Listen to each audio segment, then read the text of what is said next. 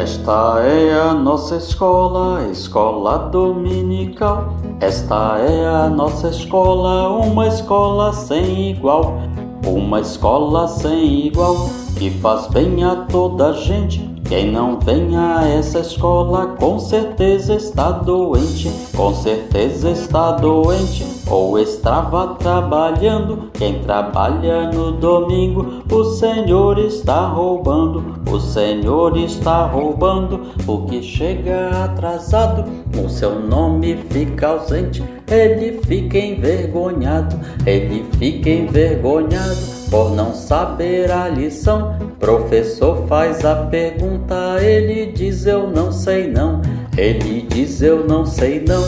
Professor vai ensinar, ele senta no seu banco e começa a cochilar. E começa a cochilar, e não ouve o relatório. Com certeza ele pensa que essa escola é um dormitório. Vamos, pois, meus irmãos, viver como bons cristãos, combater a negligência e plantar consagração.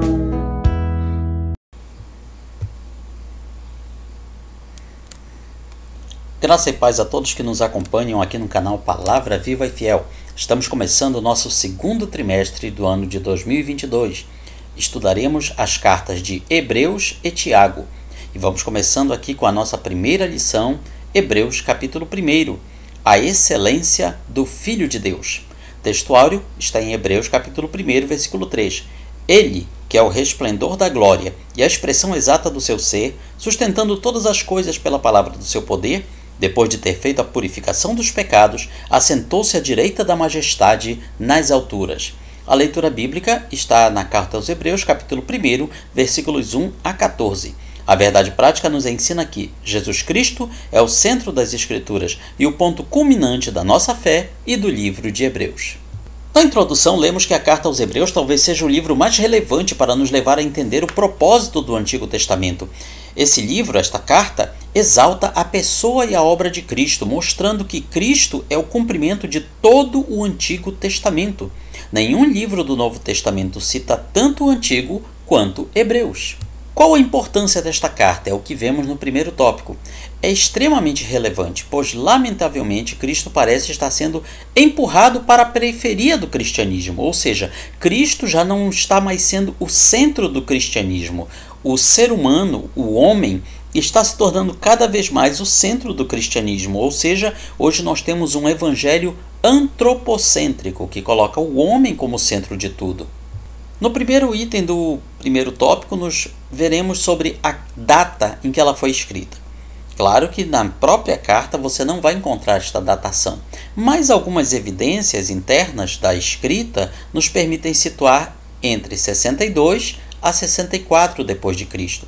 Ela foi escrita em um período de perseguição.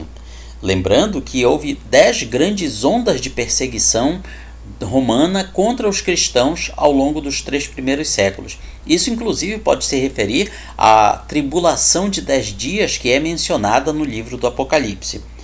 Uma dessas perseguições foi movida pelo imperador Nero no ano 64 depois de Cristo. Então, esta carta pode ter sido escrita nesse período. Isso porque nada é mencionado sobre a queda de Jerusalém e a destruição do templo pelos romanos no ano 70. Pelo contrário, algumas partes da carta aos Hebreus sugerem que os rituais do templo ainda continuavam normalmente, portanto ela teria que ser escrita antes dessa data. A ideia comum é que um acontecimento como esse dificilmente deixaria de ser mencionado pelo escritor sagrado, pois teria fortalecido grandemente seus argumentos de que as festas judaicas e os sacrifícios ficaram para trás. Portanto, o escritor da carta aos Hebreus ele estava explicando para judeus convertidos ao cristianismo por que os sacrifícios do Antigo Testamento, os rituais do Antigo Testamento, eles não tinham mais importância nos tempos atuais, porém já tiveram a sua importância porque apontavam para Cristo. Esse escritor ele utiliza muitos elementos dos rituais judaicos, do culto judaico, como sacrifícios, como as ofertas, como a questão do sacerdote, do sumo sacerdote, ou seja, era uma pessoa que conhecia a religião judaica muito bem. A autoria. Quem escreveu a carta aos Hebreus? Até hoje, e isso gera um debate interminável. As dificuldades são grandes porque não cita nenhuma igreja em particular, não dá indicações de local, não dá apontamentos que permitam situar que aquela mensagem foi escrita para um grupo particular de cristãos. Não foi um escrito endereçado a alguém em particular, como ocorre nas cartas de Paulo, por exemplo. Também não há saudações pessoais na introdução. A carta já começa com uma discussão teológica. Não seremos então dogmáticos nessa questão, porém alguns nomes como Paulo, Lucas, Apolo sempre foram levantados como prováveis autores. Para alguns, Barnabé também poderia ter sido o autor dessa carta. São alguns indícios que podem nos ajudar a se aproximar da autoria, mas a questão não possa de modo algum ser fechada. O que podemos dizer é que o autor dessa carta foi um homem. Ele usou a forma masculina de um verbo ao escrever sobre si mesmo no capítulo 13 e no versículo 19. Também ele era um profundo conhecedor do Antigo Testamento, pois, como já mencionamos, ele fala muito acertadamente, muito profundamente sobre os rituais judaicos do Antigo Testamento. O autor também conhecia pessoalmente seus leitores originais, inclusive Timóteo. É mencionado por nome Timóteo, discípulo de Paulo, e tinha um cuidado pastoral por eles. Esse autor, esse escritor da carta aos Hebreus, foi convertido à fé em Cristo por meio do ministério instituído pelos apóstolos. Então, significa que ele não teve contato direto com Jesus, mas aprendeu através de outros. É tudo que podemos dizer, mas mesmo sem sabermos com precisão quem é o autor, o importante é: essa pessoa foi inspirada pelo Espírito Santo. Ele não fez um mero tratado teológico com seus próprios conhecimentos, porém Deus o usou para transmitir um conhecimento que nós não encontramos em outros livros da Bíblia. Um conhecimento específico sobre Cristo, relacionando com o ritual judaico do Antigo Testamento. Para quem foi escrita essa carta? Quais os seus destinatários?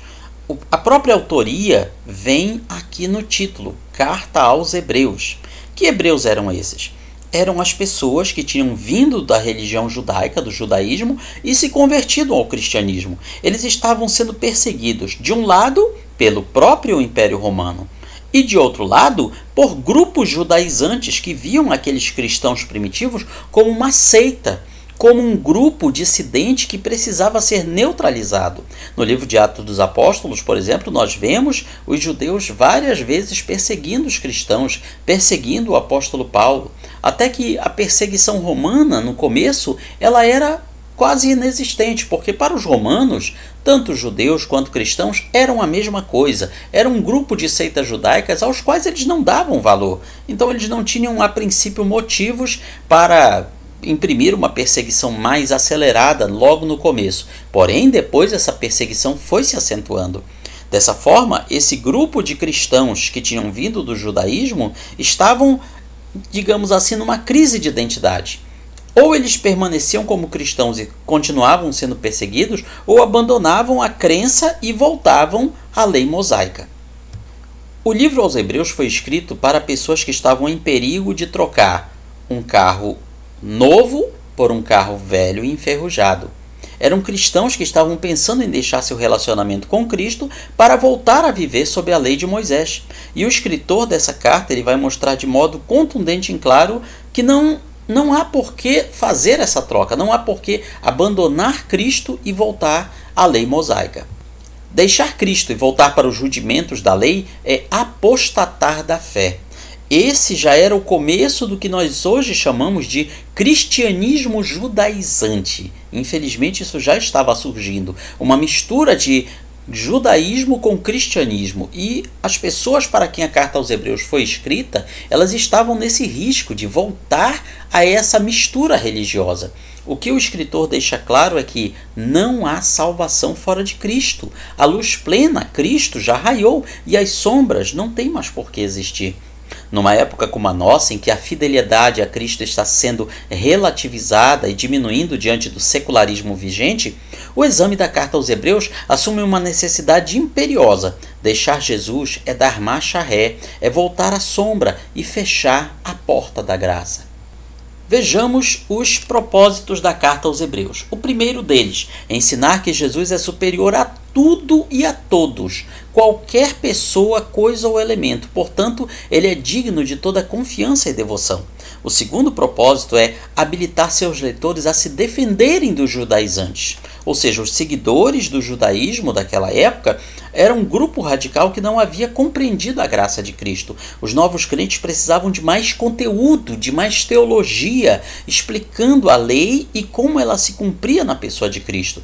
O terceiro propósito é desafiar as pessoas, os seus leitores, a permanecerem fiéis a Jesus apesar da perseguição. Em momento algum, o autor diz, vai passar essa perseguição. Ele diz, haverá perseguição, resistam, continuem firmes, não desistem. Ao longo de toda a carta, ele inclui uma forte advertência para não abandonar Jesus. Vamos então ao segundo tópico, quem Jesus é. Cristo é o tema central do livro de Hebreus, pois o texto é eminentemente cristológico. Do mesmo modo sábio, inspirado, que nós encontramos em todo o livro, o autor apresenta logo nos primeiros versículos um resumo do conteúdo do livro, ou seja, quem é Jesus e o que ele fez. E é esse tipo de esboço que vamos seguir. Em primeiro lugar, Jesus é apresentado como o resplendor da glória de Deus, o brilho da glória de Deus é Cristo. A glória de Deus é um tema que está nas Escrituras em várias passagens bíblicas. A glória de Deus está relacionada com a sua santidade. Nós vemos, por exemplo, isso quando Moisés roga a Deus no Monte Sinai. Rogo-te, peço-te, que me mostres a tua glória. Eu quero ver a tua glória. É interessante que Moisés já tinha presenciado a manifestação de Deus na sarça ardente, já tinha presenciado a manifestação de Deus ali dando os mandamentos, mas ele ainda não tinha visto a glória de Deus. E Deus lhe concede essa honra de ver a sua glória pelas costas, não pelo rosto. Então Cristo vem justamente apresentar a glória de Deus cara a cara, face a face com a humanidade. O autor da carta aos Hebreus está dizendo que aquela glória de Deus que foi vista de relance no Antigo Testamento, agora está se manifestando em toda a sua plenitude, através de Cristo Jesus. Ou seja, ele não é apenas um subordinado do Pai, ele é a própria glória de Deus. Quando se pensa em Deus, as pessoas imaginam só o Pai e esquecem do Filho, mas o Pai e o Filho são igualmente Deus, assim como o Espírito Santo. Então esse resplendor da glória de Deus, o autor da carta aos Hebreus, ele está dizendo, é Cristo. Essa glória, por exemplo, se manifestou na transfiguração de Cristo, como lemos nos Evangelhos, em Mateus 17, quando ele se transfigura, quando aquilo que ele era por dentro se torna exterior, a tal ponto que os evangelistas têm dificuldade de descrevê-la. Eles simplesmente dizem, era como o brilho da luz do sol na sua maior força. As palavras usadas descrevem que seu rosto resplandeceu como o sol, suas vestes brilharam como a luz. Tudo isso era uma tentativa de descrever, por meio das coisas criadas, uma glória que não tem igual em toda a criação. João, um dos apóstolos de Cristo e que esteve no Monte da Transfiguração juntamente com Pedro e Tiago, ele escreve, vimos a sua glória, a glória do Filho único do Pai, o unigênito do Pai, cheio de graça e verdade. Essa palavra unigênito, ela não quer dizer simplesmente filho único. A palavra unigênito vem do grego monógenes, uni, monos, quer dizer que ele é incomparável, não tem igual a ele. Monos significa ele é o único do seu gênero, da sua espécie, não tem ninguém igual a ele. É isso que o apóstolo João tentava transmitir ao usar essas palavras.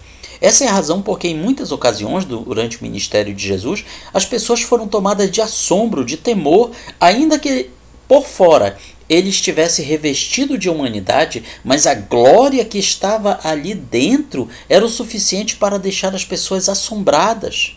Além de ser o resplendor da glória de Deus, Jesus também é a expressão exata de Deus, a expressão exata do seu ser. Essa é a segunda declaração sobre Cristo. A palavra que nós traduzimos expressão exata é o grego caráter, é de onde vem a nossa palavra caráter, mas também é de onde nós tiramos a palavra caractere, ou simplesmente letra, ou forma que você usa para marcar uma letra ou um símbolo, um caractere. Antigamente se utilizavam moldes em ferro, em madeira, em barro endurecido, em outros materiais duros, para imprimir um caractere na cera quente, no papel, no papiro, no pergaminho, que poderia ser a marca de uma propriedade, o símbolo do nome de uma pessoa. Então, esta palavra caractere é justamente não apenas o caráter de Deus revelado em Cristo, mas também é como se fosse a manifestação física visível de Cristo. Seria literalmente a marca de Deus. Cristo é a marca de Deus. É uma das formas de nós traduzirmos essa ideia, essa palavra.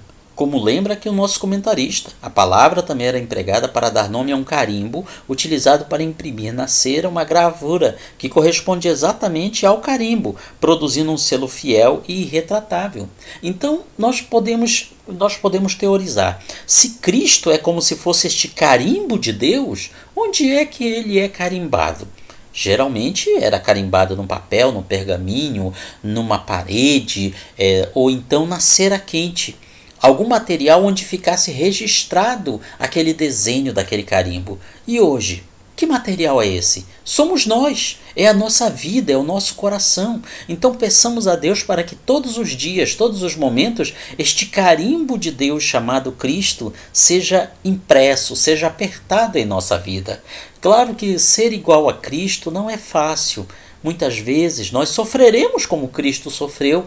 Isso também faz parte de ter o carimbo de Cristo em sua vida. Algumas vezes seremos humilhados, seremos desprezados, seremos maltratados, porque temos o carimbo de Cristo, de Deus em nossa vida. Mas, no final, nós passaremos a ideia de sermos fiéis e inalteráveis.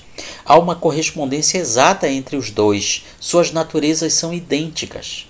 Qual o caráter, a imagem de Deus? Como saber quem Ele é? Como saber como Ele é? Não estamos falando de aparência física, pois Deus é espírito, Ele não tem uma aparência física como a nossa. Ele está além da nossa compreensão. Então, para entendermos o seu caráter, nós temos que olhar para Jesus. E ele deixou isso muito claro quando no Evangelho de João falou para as pessoas: quem me vê, quem vê a mim, está vendo o Pai, vê o Pai.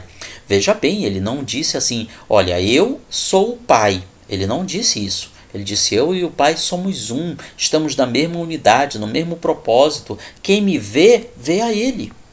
O escritor da carta aos Hebreus, por meio do Espírito Santo, está deixando claro que aquele que reflete a glória de Deus é o mesmo que compartilha da sua natureza, e por isso mesmo precisa ser ouvido com absoluta obediência, ou seja, Cristo deve ser obedecido, nunca questionado, porque ele reflete a glória de Deus, ele é o representante maior de Deus para nós. Esse é o primeiro ponto da carta aos Hebreus. Parece um pouco chocante você pensar nesta mensagem sendo dita para judeus que conviveram naquela época de Cristo. Muitos talvez tenham ouvido ou até visto a sua crucificação ou ficado sabendo. Então, como admitir que uma pessoa que tinha sido condenada como um criminoso, morta como um criminoso, mas na verdade é o resplendor da glória de Deus e a imagem exata do Pai? Precisa ter muita fé para isso. Então, o escritor da carta aos Hebreus, ele não perde tempo. Ele já começa deixando bem claro quem Jesus é. O que vem a seguir é desdobramento de tudo isso. Por isso fica a advertência. Veja que ele já começa com um aviso no capítulo 2. Como nós escaparemos se negligenciarmos tão grande salvação? Ou seja, Deus em pessoa veio nos salvar. Ele não mandou simplesmente um representante, ele veio em pessoa. Então, se não atentarmos para esta grande salvação, se nós recusarmos a mão que nos está sendo estendida, não tem escapatória. Essa pergunta que ele faz é retórica. Como nós escaparemos? Ele já deixa subentendido a pergunta. Não tem como escapar. Se nós não recebermos a salvação que Deus veio trazer para nós através de Cristo, não há escapatória. No terceiro item do segundo tópico, Cristo também é apresentado como sustentador de toda a criação. Ou seja, ele não apenas atuou na criação, ele não apenas fez isso, como é deixado bem claro no versículo 2, por quem fez o mundo. mas também é aquele que sustenta todas as coisas. Ou seja, Cristo não é simplesmente aquele grande relojoeiro que fez o relógio, deu corda no relógio e deixou ele trabalhando sozinho. É isso que ensinam o deísmo, os deístas. O deísmo retrata Deus como indiferente, como se Deus não estivesse envolvido na criação. Mas o escritor da carta aos Hebreus, por outro lado, diz que o universo, toda a criação, tudo que nós conhecemos e até o que não conhecemos, deve a sua existência e a sua ordem a Cristo. Sem Jesus, tudo seria um caos. E isso não é simplesmente uma afirmação bíblica. A própria ciência confirma uma coisa chamada entropia. É uma palavra utilizada na física para descrever o grau de desordem de um sistema. Qualquer coisa que nós imaginemos tem entropia. Um carro, uma gaveta de roupas, uma casa. Se você não cuidar, não fizer a manutenção daquele local, daquele objeto, daquele veículo, o que quer que seja, a tendência é que a entropia vá aumentando até que aquele local fique totalmente bagunçado, até que o carro não ande mais por falta de manutenção, até que aquele objeto, aquele local fique inservível. Então a tendência de qualquer sistema, de qualquer conjunto fechado é esse, é a entropia aumentar. Então o universo que nós conhecemos, a tendência dele é que a sua entropia aumente também cada vez mais. O que impede disso acontecer? Resposta aqui na carta aos Hebreus. É Cristo. Ele sustenta todas as coisas. Ele não deixa a criação desabar sobre si mesma. Ele mantém a ordem no universo. Este grande universo que nós, agora que começamos a mapear alguma coisa, pois é, Cristo mantém toda essa máquina gigantesca funcionando pelo seu poder, pela palavra do seu poder. Então o escritor de Hebreus está dizendo que a palavra que veio aos profetas em várias ocasiões e que agora se manifestou pessoalmente em Cristo, que é o verbo encarnado. Verbo aqui é o logos, que quer dizer palavra. Verbo é uma das traduções da palavra logos, mas ela também tem esse significado, palavra, ordem.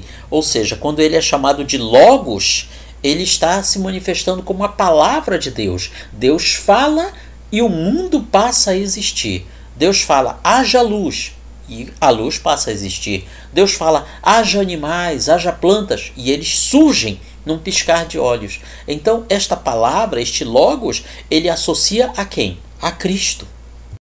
No terceiro e último tópico da nossa primeira lição, vemos o que Jesus fez.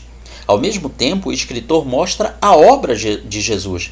O escritor da carta aos Hebreus está apresentando as credenciais de Jesus. Ele está dizendo, a pessoa que vocês creram é esta aqui. É isto que ele fez e é isto que ele faz. Então ele começa dizendo que Jesus trouxe uma revelação superior. Mas não apenas superior em comparação com as anteriores. Mas ele está querendo dizer, ele trouxe a mais superior revelação de todas. Ou seja, não vai surgir uma outra maior. Ao longo da história, muitos profetas, muitos religiosos, muitos pensadores e filósofos já pretenderam trazer uma revelação superior à de Jesus. Todos fracassaram miseravelmente, porque a maior revelação de todas é Cristo Jesus. E o escritor deixa isso bem claro ao dizer, nestes últimos dias nos falou pelo Filho, a quem constituiu o herdeiro de todas as coisas, pelo qual também fez o universo. Então a carta inicia dizendo, a revelação de Deus ao homem não terminou. Deus continua falando, mas antes ele fez isso através de outros homens, através de profetas. Agora ele está falando através do seu próprio Filho, Cristo Jesus. Então, com Cristo começa uma nova era no trato de Deus com os homens. Jesus é quem anuncia isso pessoalmente aos homens e posteriormente através dos seus discípulos, dos seus seguidores. Jesus é, ao mesmo tempo, a mensagem e também o mensageiro. Ele vem trazer as duas coisas. Ele diz, a mensagem sou eu mesmo e ao mesmo tempo sou um mensageiro. Nunca, em momento algum, o problema do homem foi deixar que Deus não falasse com ele. Deus sempre falou com o homem. E até hoje Deus fala conosco de várias maneiras, de muitas formas. Nós é que somos ouvidos tapados para não estarmos sintonizados na frequência de Deus. Mas a forma mais forte e poderosa de Deus falar com a humanidade nestes tempos finais é através do Filho. Então o que o escritor da carta aos Hebreus está deixando claro é que negligenciar o que Jesus falou seria loucura, seria insensatez. Porque seria abandonar a única saída possível, a única salvação possível. O que ele está dizendo para os seus cristãos que vieram do judaísmo é dizer: vocês estão loucos de largar a fé em Cristo? Vocês estão malucos? Vocês querem voltar às crenças antigas? Depois de vocês terem a revelação máxima de todas, aí vocês querem voltar à inferior.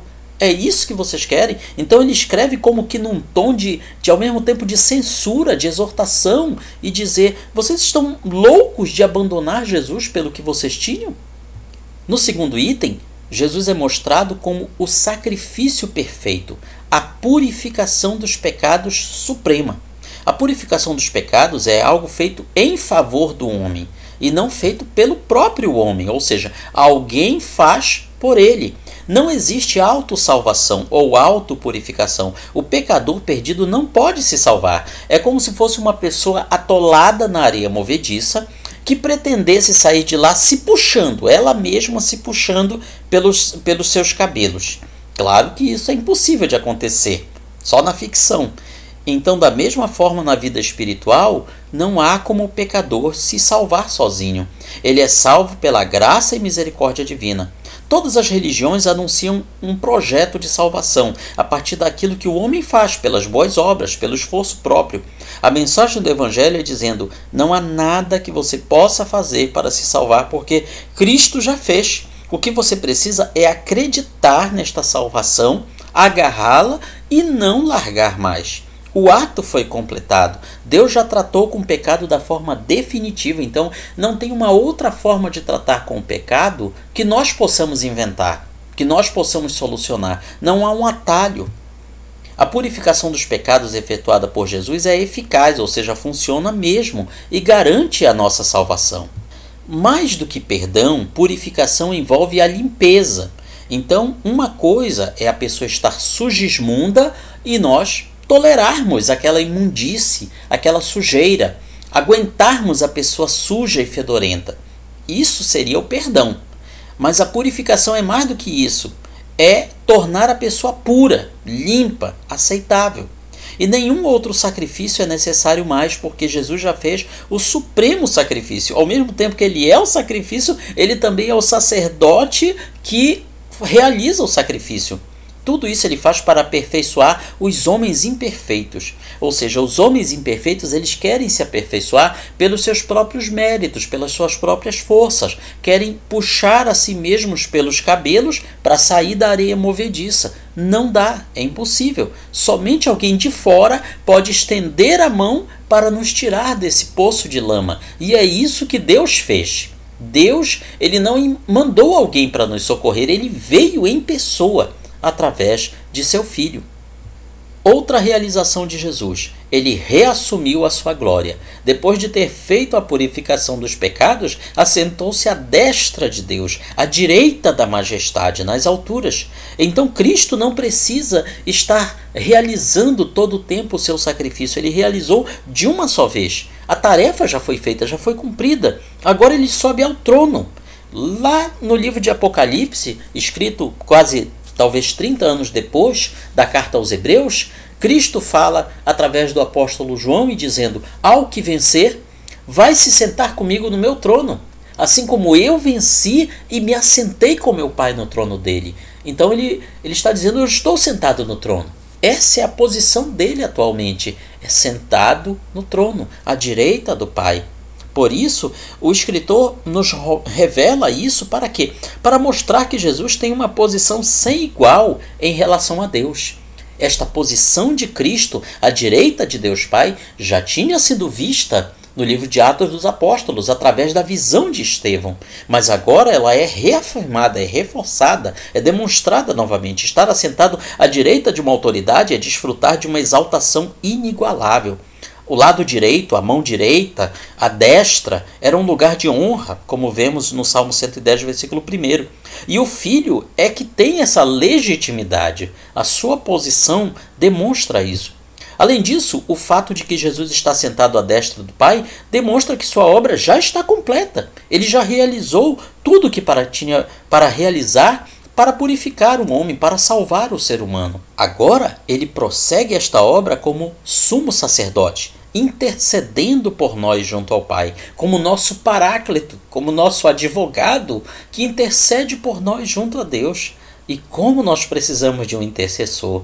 Todos os dias pecamos, todos os dias cometemos falhas terríveis. Quem pode nos salvar? Quem pode interceder por nós? Somente Cristo, mais ninguém. Isso coloca de modo inquestionável a glorificação de Jesus como herdeiro de todas as coisas. Ele herda tudo aquilo que ele mesmo criou. Finalizamos este começo da primeira lição com a nossa aplicação pessoal. A excelência de Jesus Cristo, sendo a Ele a expressão exata de Deus, exige de todos nós uma atitude de gratidão, gratos a Ele, agradecidos a Ele por tudo que Ele fez por nós e tudo que Ele faz por nós, e absoluta fidelidade. Temos que ser fiéis a Ele. Não podemos ser desleais a Cristo, duas caras, hipócritas, fazer de conta que o estamos servindo sem servi-lo. Tudo isso pelo que Ele é, pelo que Ele fez por nós e pelo que Ele todos os dias faz para as nossas vidas. Este, portanto, é um resumo da nossa lição e na sua escola dominical você vai aprender muito mais. Visite também a nossa página palavravivaifiel.blogspot.com, onde você poderá baixar gratuitamente esta e muitas outras lições da sua escola bíblica dominical. Deus abençoe a sua vida.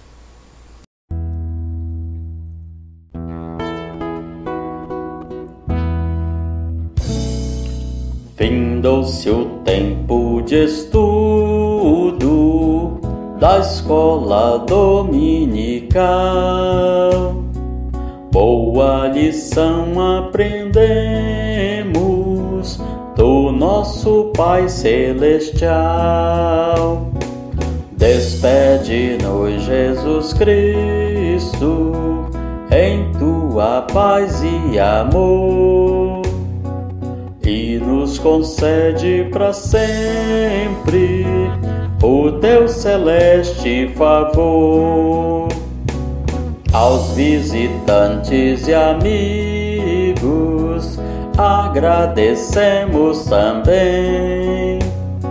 Que a paz de Deus reine em todos e até domingo que vem.